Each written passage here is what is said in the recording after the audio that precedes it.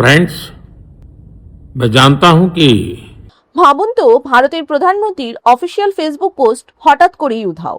সাধারণ কোনো অ্যাকাউন্ট নয়, নরেন্দ্র মোদীর পোস্ট কয়েক ঘন্টার জন্য দেখা যাচ্ছিল না, আর এতেই সোশ্যাল মিডিয়ায় শুরু হয় তীব্র বিতর্ক।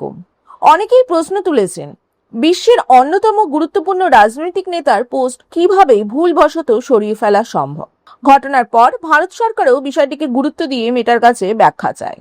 মেটা জানায় এটি একটি প্রযুক্তিগত ত্রুটি ছিল, অর্থাৎ টেকনিক্যাল গ্লিচ, এবং পোস্টটি দ্রুত ফিরিয়ে দেওয়া হয়। কিন্তু এখানেই থামেনি বিতর্ক। অনেকের মতে এত বড় প্ল্যাটফর্মে এমন ভুল হওয়া সহজে মেনে নেওয়া যায় না। আবার অন্যদের দাবি, কোটি কোটি পোস্ট পরিচালনা করতে গিয়ে প্রযুক্তিগত ভুল হওয়াটা অস্বাভাবিক নয়। তবে এই ঘটনা একটি বড় প্রশ্ন সামনে এনেছে, সোশ্যাল মিডিয়ার প্ল্যাটফর্মগুলোর হাতে আসলে কতটা ক্ষমতা। যদি ভুল করে একজন প্রধানমন্ত্রীর পোস্টে সরিয়ে ফেলা যায়, তাহলে সাধারণ মানুষের পোস্টের নিরাপত্তা কতটা নিশ্চিত? প্রযুক্তিগত ভুল নাকি আরো বড় কোনো সমস্যা?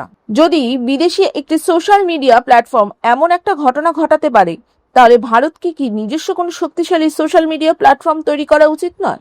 সেখানে গুরুত্বপূর্ণ সরকারি তথ্য, নাগরিকদের যোগাযোগ এবং দেশের ডিজিটাল অবকাঠামো আরো বেশি নিজের নিয়ন্ত্রণে থাকবে।